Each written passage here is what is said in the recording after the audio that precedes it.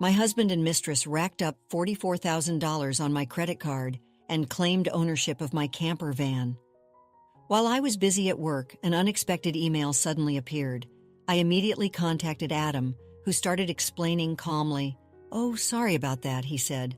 "I've fallen for someone else and have decided to start a new life with her." He also disclosed his intention to take the luxury car that was recently purchased under my name with a loan. Despite my attempts to talk him out of it, my husband ignored my pleas, abruptly ended our conversation, and became unreachable. Eventually, Adam vanished with his new partner, leaving behind a considerable amount of debt for me as the mother of our 9-year-old son. I was stunned by this unfair turn of events. At 38 years old, my name is Melissa, and my husband, Adam, who is the same age, left our family, which includes our bright son, Austin. Austin has always shown exceptional intelligence, engaging with academic articles and discussing complex issues from a young age. On the other hand, Adam was never stable, struggling to keep a steady job despite my steady full-time employment and our plans. Adam had only recently maintained a stable income for about 4 years. He had often talked about making lasting memories together as a family, which led us to decide to purchase a $110,000 camper van. However, Adam failed to meet the finance company's requirements for a loan, so I had to take it out in my name. On the day the camper van was delivered, I received a shocking email from Adam stating he would take the van since the loan was in my name and that I would be responsible for the repayments. Confused, I called him immediately, only to hear him confess that he had fallen in love with another woman and decided to pursue a relationship with her. "I thought it was just a fleeting thing, but it turned serious, so I'm planning to start a new life with her," he said, and mentioned the divorce papers that we had argued about before. He stated his intention to file them and abruptly ended the call. This conversation was the first time I realized the depth of Adam's betrayal, a truly shocking moment. All my subsequent attempts to contact him were fruitless, and I was left to face this harsh new reality alone. When I returned home from work and went to check the drawer where the divorce papers should have been, I found it empty. The papers were gone, and I was left grappling with the huge debt from a $110,000 car loan. Despite my countless attempts to contact my husband through emails and calls, he never responded. My son Austin, noticing that I was acting differently, approached me with concern after dinner. "Mom, what's wrong? You haven't been eating much lately. Are you okay?" he asked gently. Yeah, maybe I'm just tired," I replied, trying to hide my distress. "When people lie, they look up to the right. Lying is bad. Dad hasn't been home for 5 days. Did something happen between you two?" Austin's acute observation startled me, and I took a deep breath, trying to calm myself. Feeling that I could no longer conceal the truth, I decided to share everything with him. "It's just something your dad would do," I admitted. Unsure how to express my sadness, he asked, "Aren't you sad?" "No, I kind of understood from how things were going," Austin replied, his tone detached as if he had foreseen the event. Although he seemed unfazed by the prospect of our family separation, I knew deep down it had to affect him. Silently apologizing to Austin in my thoughts, I tried desperately to distract myself from the turmoil, yet my body betrayed my emotional strain and my health began to decline. There was a training session at work that day, but I couldn't stand up. "Sorry, I can't stand right now. I need to take a break," I managed to say before collapsing. When I regained consciousness, I found myself in a hospital room. The doctor informed me that I needed detailed examinations and admitted me for further observation. Lying there, staring at the IV drip and the hospital's white ceiling, tears began to flow freely. Just then, Austin burst into the room, his face etched with worry. Seeing him so distressed, I quickly wiped my tears. "Mom, what happened? Is it serious? You're not going to die, right?" His voice trembled with fear. "Of course not. I wouldn't leave my dear son alone," I reassured him, my voice soft but firm. "That's good. I was so scared when the school teacher called to say you were taken to the hospital," Austin admitted, his relief palpable. Seeing his concern, I realized just how much Austin was affected by everything happening around us, and it strengthened my resolve to handle our challenges more openly with him. The shock was so intense that it felt like my heart might stop. Austin, despite being mature beyond his years, was still just a 9-year-old boy. His concern spurred a strong resolve in me to recover, but my health was deteriorating faster than I expected. After a thorough checkup, the doctors diagnosed me with a serious illness and recommended immediate surgery. Following their advice, I underwent the procedure. A month had passed since Adam left by the time I was discharged from the hospital. Returning home, I opened the mailbox only to find a demand letter for the car loan payment. I had assumed these payments were being automatically deducted from my account. Panicking, I checked my account balance with my cash card. Shockingly, what was once $44,000 had dwindled to just $54. I thought to myself, Adam did this. I want to ask him to return the money, but I can't reach him. What should I do? Without the camper van, selling it to recover the funds wasn't an option. As I sank deeper into despair over these misfortunes, Austin noticed my distress. He placed his hand on my forehead and asked, "You look pale. Are you feeling sick again? You don't seem to have a fever, though." "I'm physically fine, but your father took not only the car but all the money we had saved. I can't work due to my condition, and now we have no money," I explained, feeling overwhelmed. Seeing my predicament, Austin's face lit up with determination. "I see. Then I'll deliver newspapers and search the internet to see if there's any work I can do," he declared. His spirit and resolve encouraged me. "It's not the time to be down," I told myself, feeling a renewed sense of purpose. "Sorry for worrying you. I can't afford to be weak. I'll change my mindset and try to do whatever I can," I said, managing a smile for him. Austin smiled back and then suggested something unexpected. "Let's plan how to get the car back from Dad. How can we do that? The camper van is in your name, right?" he asked. "Yes, but what about it?" "Then maybe we can—" Austin began suggesting an idea I hadn't even considered, something completely out of the box. I was stunned. "Also, I have no idea where your father is," I admitted, the reality of our situation settling in. Despite the challenges, Austin's creative thinking and proactive attitude gave me hope that perhaps there was a way to navigate through this crisis. "So let's check my phone," I suggested, remembering how a month ago when we went hiking as a family, Austin felt a bit disoriented. Surprisingly, the usually reliable Austin had felt lost during that hike. Based on that experience, we bought him a child's cell phone and installed a GPS app on it, which both Adam and I could access. With this app, I can see where Dad is in real time, and he's been moving around a lot. "Oh, is that so? But what if we find him, then he just gives us a vague answer and escapes again?" I mused, trying to think ahead. "Don't worry," Austin smiled, revealing a hint of a plan. "I've already taken precautions." "What did you just say?" I was taken aback by his initiative. To my amazement, Austin had independently taken action while I was in the hospital. Something truly astonishing, I thought, impressed by his foresight and resourcefulness. He had even kept tabs on Adam's whereabouts, including his movements with his mistress. "All right, let's teach Dad a lesson for betraying us," I agreed, bolstered by Austin's confidence. "Okay, let's start the plan right away," I responded, and together we prepared for what was to come. With Austin by my side, I felt unstoppable. Bring it on, anywhere, anytime, I thought to myself. Hey, pause for a moment. Would you care to support us? Like this video and subscribe for more. Now let's dive back into the story. 5 days later, my phone rang. It's me. Please, I need your help. Who might this be?" I played along, even though I knew the voice all too well. "Don't play dumb. It's your husband. I'm being questioned by the police because of you.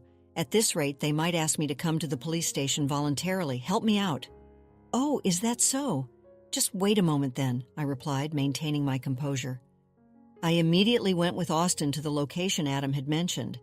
To my surprise, it was a forest park near our house, a popular camping spot. There, Adam was being questioned by the police in front of his car, looking utterly bewildered. I felt a mix of pity and resolve. I approached the police. "We need to talk about a couple. Could you please give us a moment?" I asked, and they stepped away.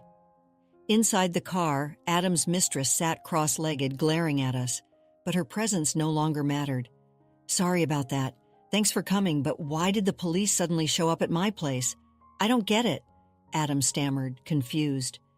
"That's because I filed a report about the missing camper van," I explained calmly. "What? Why would you do that?" he asked, bewildered. "It's obvious, isn't it? My car was stolen, I stated matter-of-factly. Adam, foolishly thinking that actions between spouses couldn't be criminal, began to utter nonsensical excuses. But the world isn't that naive, you know. You filed for divorce, remember? So we're practically strangers now, and driving a stranger's car without permission is a crime, I explained, as Austin had cleverly figured out. Austin, typical for his sharp mind, even at a young age, had pieced everything together. But I didn't steal the car, I just borrowed it for a bit, Adam protested weakly. Oh, is that so? Well, I'd like to use my car now, so could you return it? That would be helpful, I said, extending my hand for the keys. Adam, though reluctant, handed them over after a moment. With the keys safely in my possession, Austin, who had been quiet up until now, began to question his father. Hey, why did you abandon your family and choose to run off with her? He asked, his voice steady but curious. Caught off guard by his son's blunt question, Adam was visibly flustered and awkwardly scratched his head. This prompted Adam's mistress to chuckle smugly and interject. It's because I'm more attractive than your mother.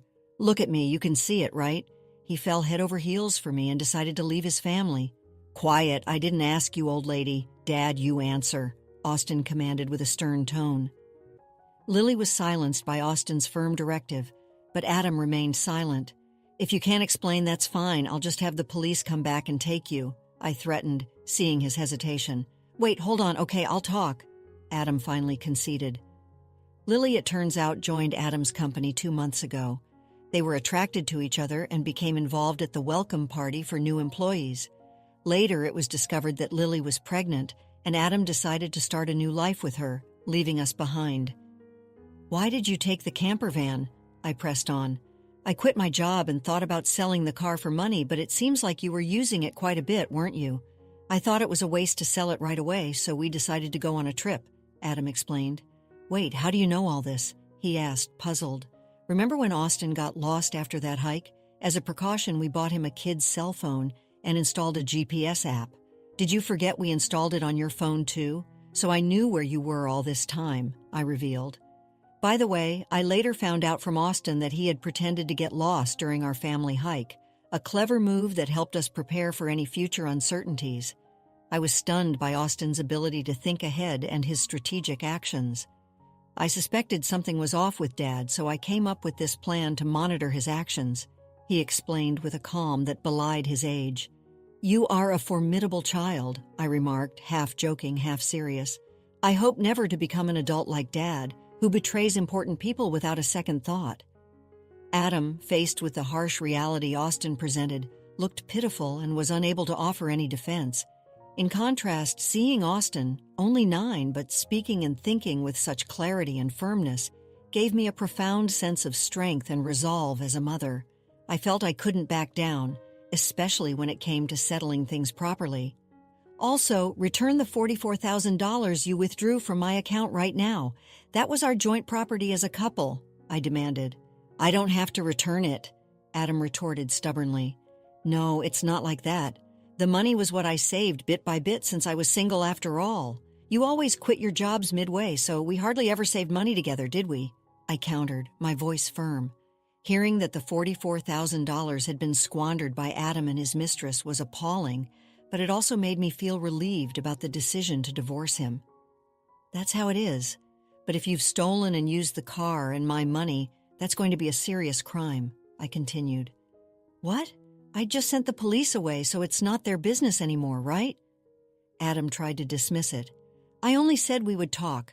I have no intention of withdrawing the complaint. I must add the theft of my money to the report, I asserted. Austin, should I call the police now? I can do it with just one button on my phone, I said. Lily, Adam's mistress, had been silently observing our conversation but quickly tried to exit the camper van. At that moment, she let out a scream that echoed around us. The reason was startling. Outside the car door, Lily's parents stood, their faces red with anger, ready to explode in fury. Startled, she stepped back as her parents began to yell at her. I'm sorry, don't be so angry, but why are you here, Mom and Dad? Lily stammered, taking it all in. I called your parents beforehand, I revealed, watching the scene unfold. What? Why? Lily stammered. The truth was, during my hospital stay, Austin had visited Adam's office and tearfully told Lily's parents, "My dad left the house with another woman." This preemptive move by Austin had brought everything to this pivotal moment, turning the tables on Adam and Lily dramatically. In the wake of Austin's visible distress and frail demeanor, the staff at Adam's office had grown suspicious of Lily, who had recently departed the company alongside Adam. They had noticed the pair being overly friendly and even shared photos of them looking cozy at the welcome party for new employees. Learning from her colleagues that Lily still commuted from her parents' home, Austin managed to obtain her parents' address. With this information, Austin and I visited her parents, armed with a photo of Lily. When we met them, I explained everything that had transpired. Thus, today, after contacting Lily's parents again, I asked them to stay nearby for a while, ready to confront their daughter. "How could you do this to me?" Lily exclaimed, her face a mix of shock and betrayal. "I don't want to hear that from you. That's my line," I retorted. Then, noticing her pronounced belly, I couldn't help but ask, "By the way, your stomach seems quite big. When is the baby due?" "In 2 months," she replied, flustered. "Wait a minute, that doesn't add up. You and my husband met only 2 months ago. What's going on?"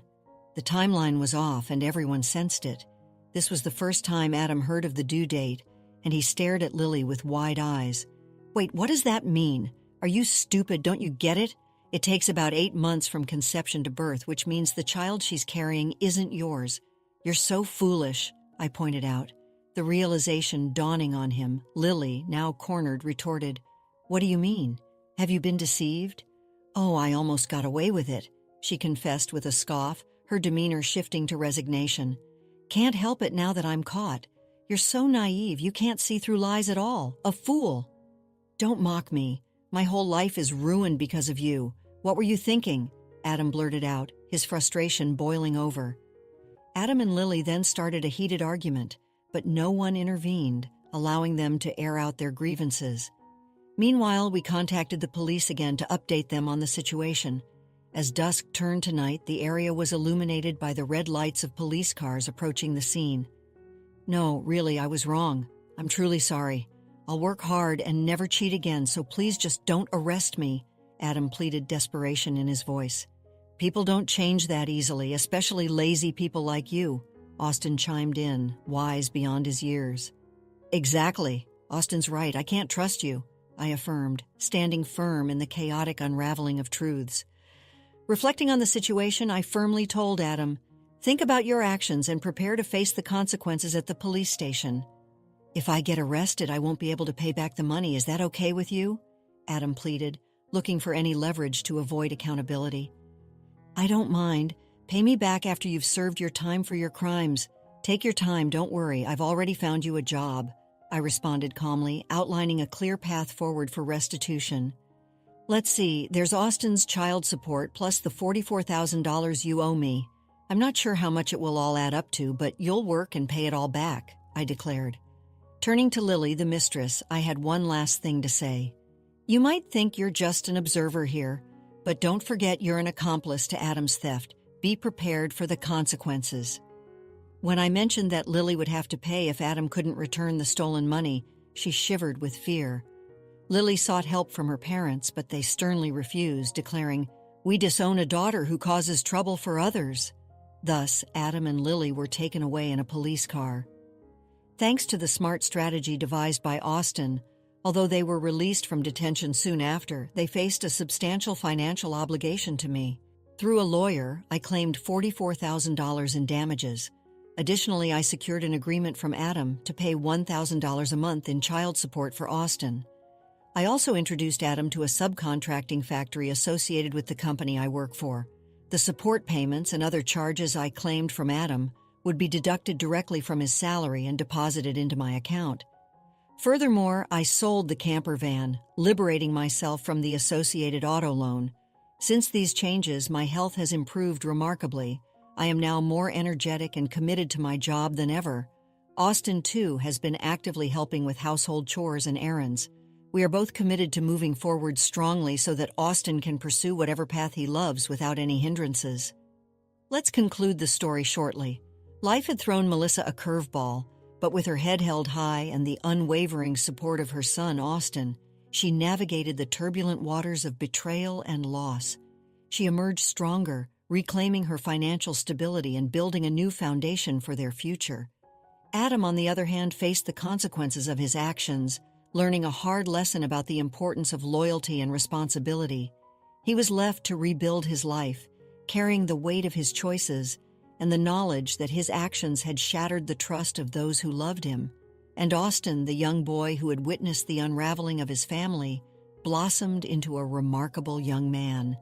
He had shown maturity beyond his years, proving his resilience and unwavering love for his mother. Together, they faced the future with optimism, their bond strengthened by the trials they had endured. The story of Melissa, Austin, and Adam is a testament to the power of resilience, the enduring strength of family bonds, and the importance of learning from our mistakes. While their journey was marked by pain and heartbreak, it also highlighted the transformative power of love, courage, and the unwavering spirit of a mother and son. After experiencing the full journey of our story, we'd love to hear your thoughts.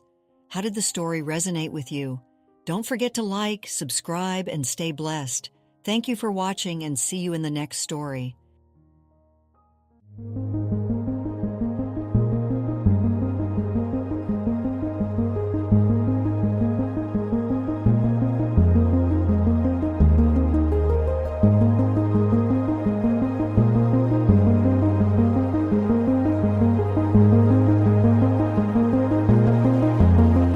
Alright, everyone's presentations are done. Nick, the manager, said as he tried to move the discussion forward. Excuse me, I haven't. I recently found out something. Nick interrupted me and began to speak. There's apparently someone in this department who didn't graduate high school and is just a part-timer. Meetings should be for employees only. Absolutely right. His lackey, Mike, of course, agreed with Nick. I'm leaving. After leaving the meeting room, I started to shut down my computer. I noticed that an email had arrived, not in my personal inbox, but in the company's shared email. Thinking, there's no point in speaking up, no one will listen, I went home quietly. The next day, I heard a commotion from Nick's desk. He was staring at his computer screen, his face pale. Nick! Is something wrong? Mike looked at the screen with him. And he turned even paler than Nick. Why is he so angry? Knowing the reason for Mike's distress, I thought to myself, serves them right. My name is Adam. My mother passed away when I was in the 9th grade, and I was raised by my father. Well, you could hardly call it being raised. After my mother passed, my father changed. He drowned his sorrows in alcohol, and though he still went to work, he squandered our living expenses on horse racing. Because of that, I had to start working part-time as soon as I entered high school. Every month, I went to the convenience store with bills in hand that couldn't be auto-deducted from my father's account.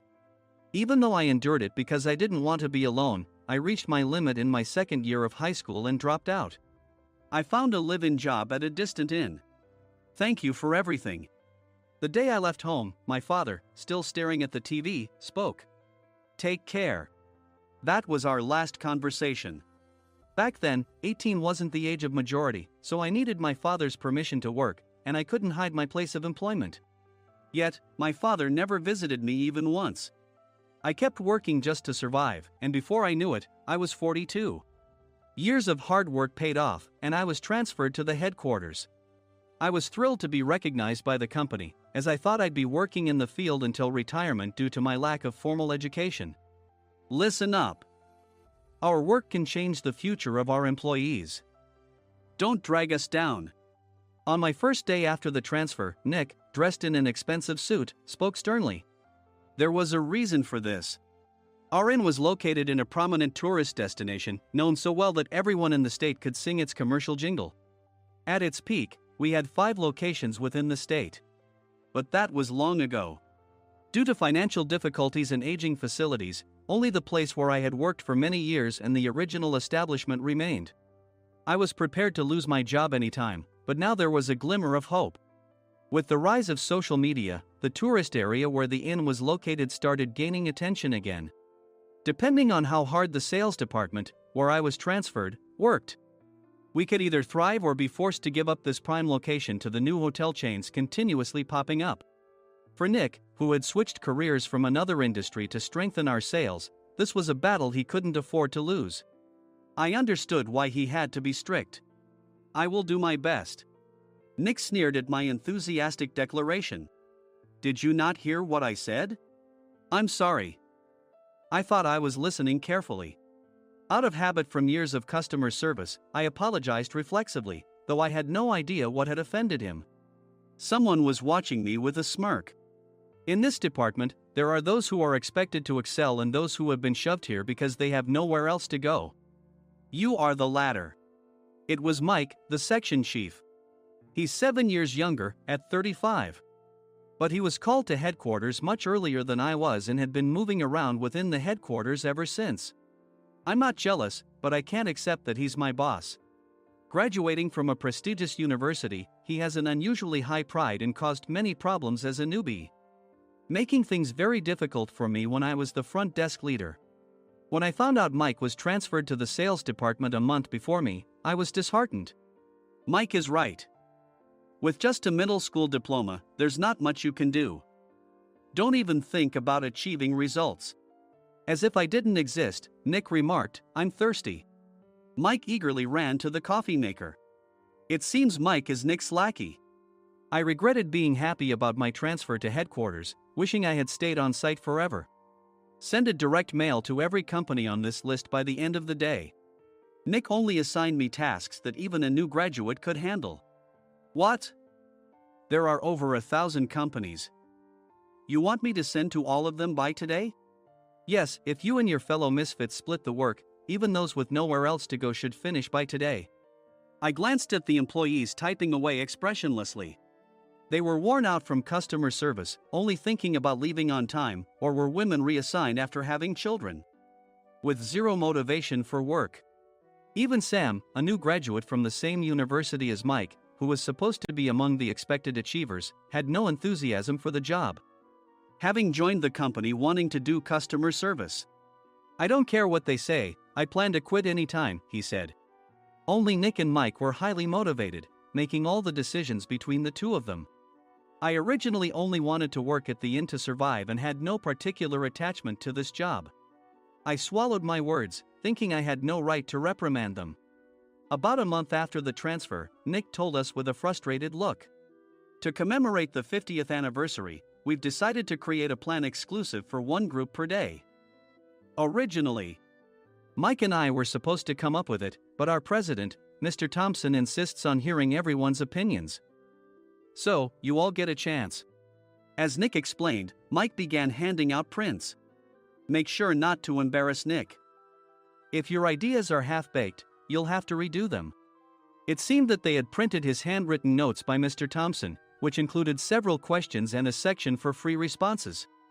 It made sense why Nick had to seek our input, given that all responses had to be submitted to Mr. Thompson. We were given a week to think about it, and a meeting was scheduled to compile our ideas. My plan is to let guests enjoy both the old and modern America.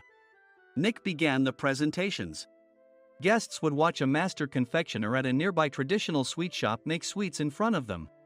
The welcome drink would be premium tea in a bottle. Nick's plan was certainly attractive. After his presentation, Nick called on us to present in the order we were seated. Just as I stood up for my turn. All right, everyone's presentations are done. Excuse me, I haven't. I recently found out something. Nick interrupted me. There's someone in this department who didn't graduate high school and is just a part-timer. He was likely talking about me. I joined the company as a part-timer and was made a full-time employee when I turned 20. That was 20 years ago, so Nick and Mike probably had no chance to know until recently. Meetings should be for employees only. Absolutely right. After that, Nick kept creating opportunities to solicit everyone's opinions, purposefully excluding me from speaking. The meeting unexpectedly heated up and went past the scheduled end time. A few people asked to leave, and the discussion continued with the remaining few. Still here? Normally, you'd leave in that situation. Though I had no attachment to the job initially, hearing kind words from customers made me want to make them happier. For someone like me, with nowhere to go, the inn was my home and customer service was my life. I felt pathetic about my current self. I'm leaving. I left the conference room and started shutting down my computer. I noticed an email had arrived, not in my personal inbox, but in the company's shared email. Thinking no one would listen to what I had to say anyway, I quietly went home. The next day, while preparing the DM as instructed, I heard a commotion from Nick's desk. In his haste to stand up, he hit his knee on the desk. He stared at his computer screen, his face pale. "Nick! What's wrong?"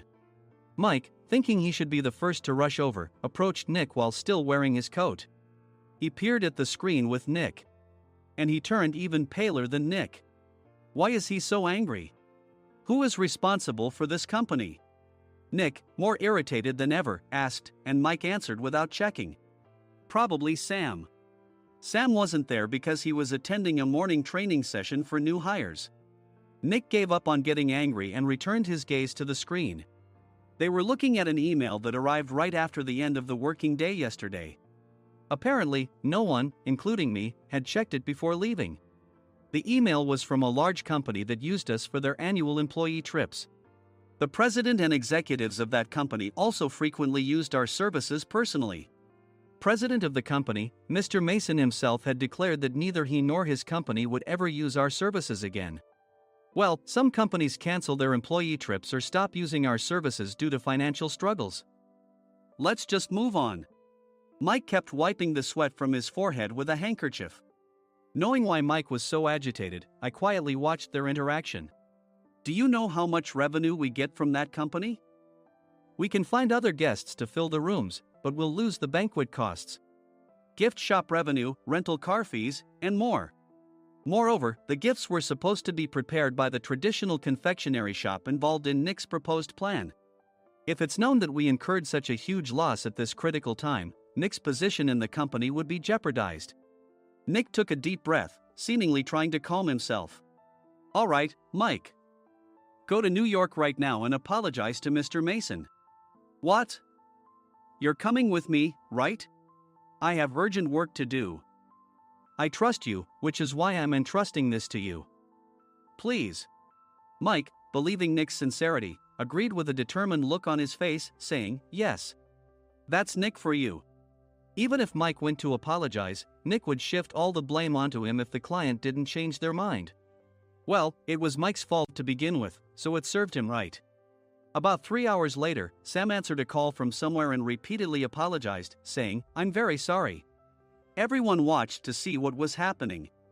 After ending the call, he informed Nick with a weary tone. When Mike arrived at the client's company, he only made things worse, further infuriating Mr. Mason. He was demanding, get his boss here immediately. It was no wonder Sam was exhausted, dealing with such a call right after returning from training. What is that idiot doing? All right, Adam, you're coming with me. If sacrificing Mike didn't work, then I must be next. Normally, I'd want to refuse at all costs, but I saw an opportunity in this situation. If I can be of assistance, I'd be happy to join you. I obediently followed Nick, and we flew to New York.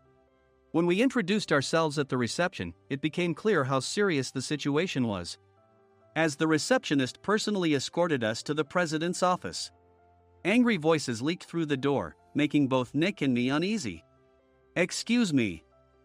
I'm Nick, the supervisor.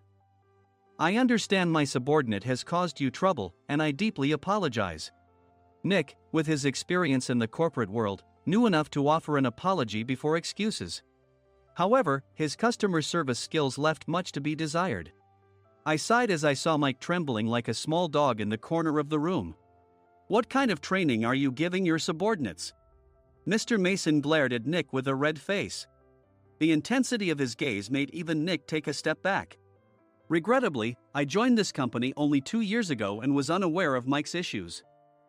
I should have identified his shortcomings sooner. Indeed. I should have realized sooner. No sensible person would come to apologize and then give a lengthy presentation on the drawbacks of not using their inn. Nick froze, his mouth slightly open. Suspecting the worst, I picked up the documents that had fallen to the floor. It seemed Mike hastily prepared these documents on the plane, listing the disadvantages. Disadvantage 1: if you change the venue for the company trip, employees might suspect it's for cost-cutting reasons, leading to a negative impression. Reading it aloud half-jokingly, Nick snatched the papers from my hand and checked the contents with a furious expression. Among the stack of documents was a receipt from a nearby convenience store's copy machine. I felt a pang of dread, hoping he hadn't shown the receipt as well.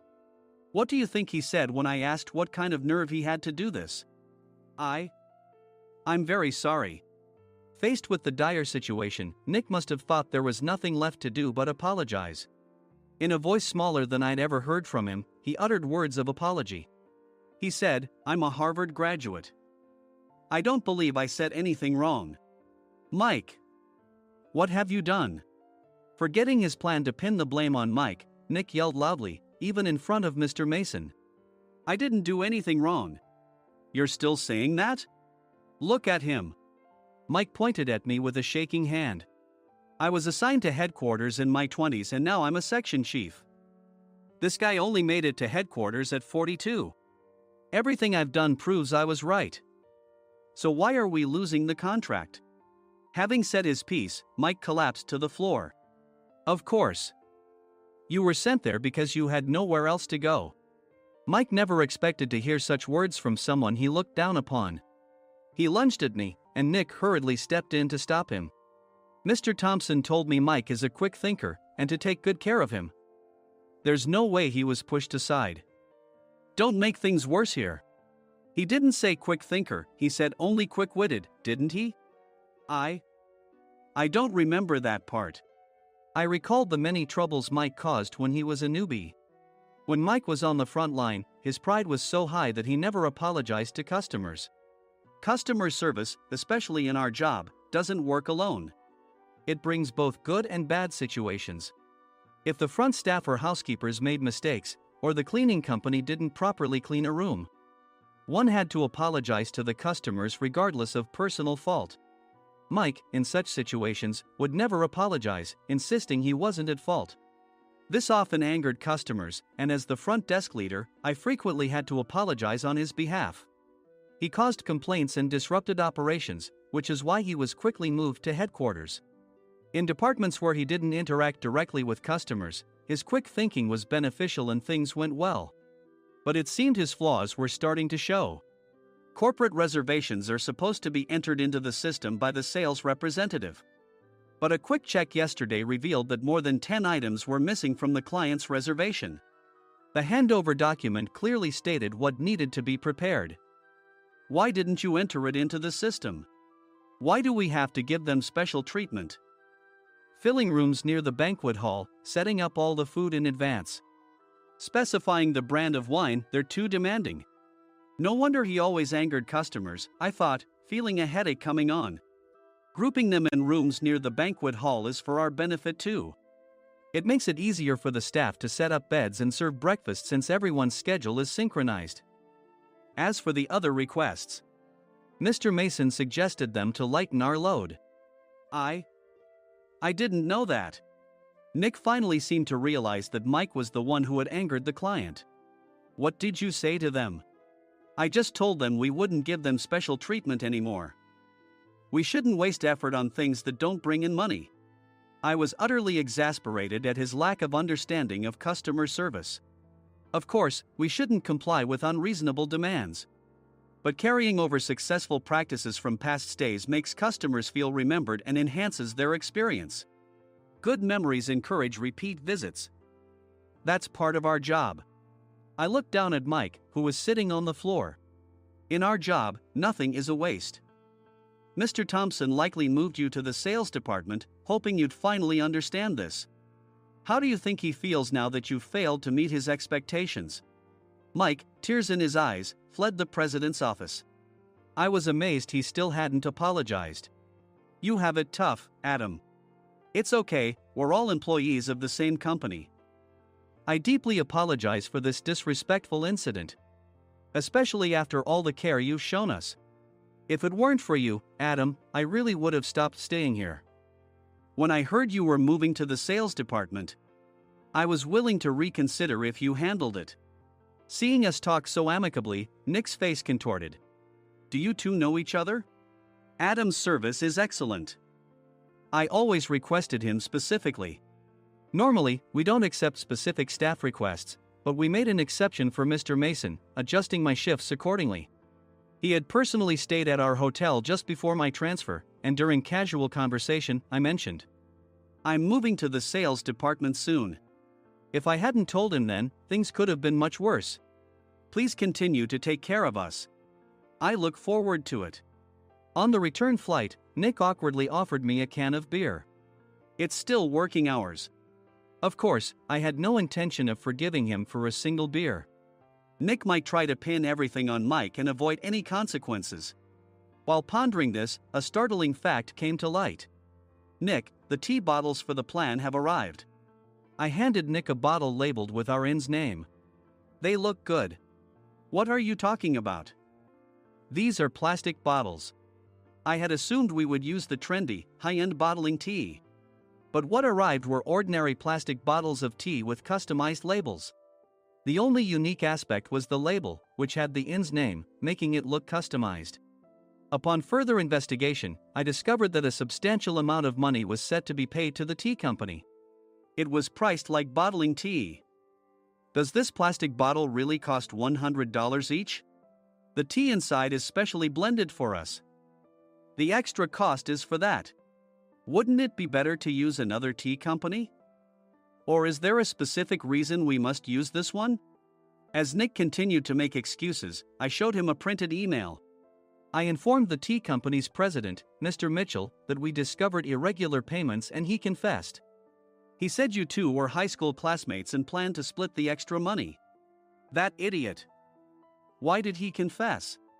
That's not important. You should worry about yourself, this could turn into a police matter. Opening the bottle cap, I suggested. How about calming down with this tea? It supposedly has a relaxing effect. Nick drank the tea frantically. In the following days, decisions were made about their fates. Mike was reassigned to the General Affairs Department, with no chance of transfer or promotion, as per Mr. Thompson's orders. As for Nick, since the payment to the tea company hadn't yet been made, he narrowly avoided legal trouble. Instead, he was encouraged to leave the company, and to avoid further complications, Nick submitted his resignation. Rumor has it that connections between HR departments have made it difficult for him to find new employment. Even though it was good to have those two gone, something unexpected happened in the sales department. Everyone became motivated and united in refining the 50th anniversary plan. In the end, my plan was adopted. We collaborated with the Tourist Information Center to provide personalized guides. The plan, tailored to the number of guests, was truly special for the 50th anniversary. "Hey, is Adam's family coming to stay?" I immediately booked that special plan for my family. Sam noticed it on the reservation list and quickly picked up on it. "Yes, I'm inviting my father." "That's great. I might invite my parents too." I lacked the courage to face my father just as Adam. But here, with the confidence Mr. Mason praised, I felt ready. The 50th anniversary plan was a perfect opportunity to reconnect with my father. I hoped to bring back the days when we could laugh together as we once did.